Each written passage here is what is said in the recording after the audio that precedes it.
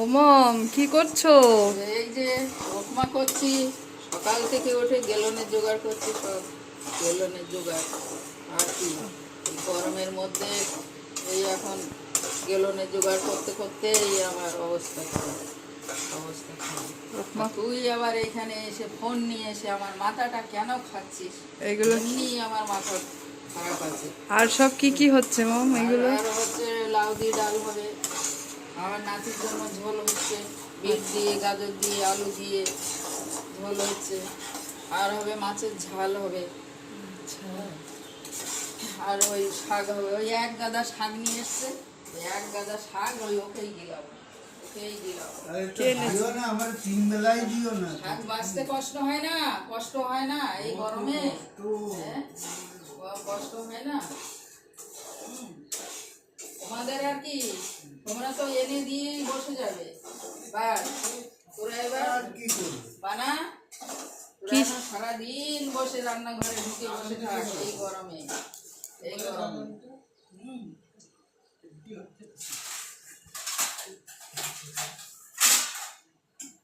উপমা বানিয়ে দিচ্ছি, খেয়ে যে শুয়ে থাকো, আর কিছু হবে না। উপমা খেয়েই থাকবো? হ্যাঁ উপমা খেয়েই থাকো সারাদিন? হ্যাঁ সারাদিন।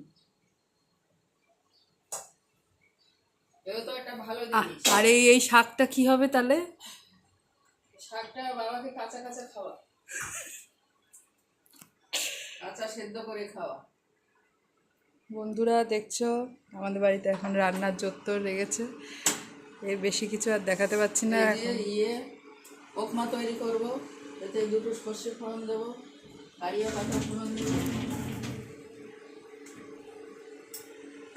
এই কালো সর্ষে ফোড়ন দিচ্ছি, এই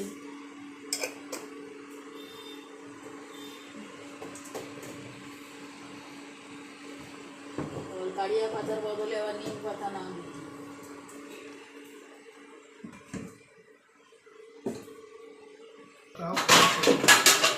কি বলছো বাবা? নিম পাতাও খাওয়াতে পারো কারিয়া বাদলের বলে, ঠিক নাই না, তাই খাবি। মাথা গরম হয়ে যাচ্ছে।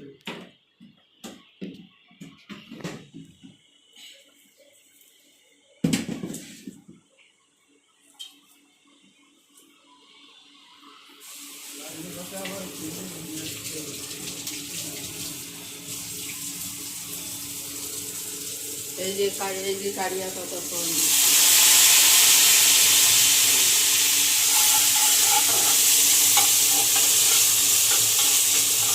তোমরাও বানিয়ে খেতে পারো, সকালে জল খাবার খুব ভালো হয়। এই যে গাজর, বিন দিচ্ছি, একটু মটরশুঁটি দিলে ভালো হয়, আরও ভালো হয়। এই এখন আর এই মটরশুঁটিটা কোথায় পাবো? এখন তো মটরশুঁটি খুব পাওয়া গেলেও খুব দাম।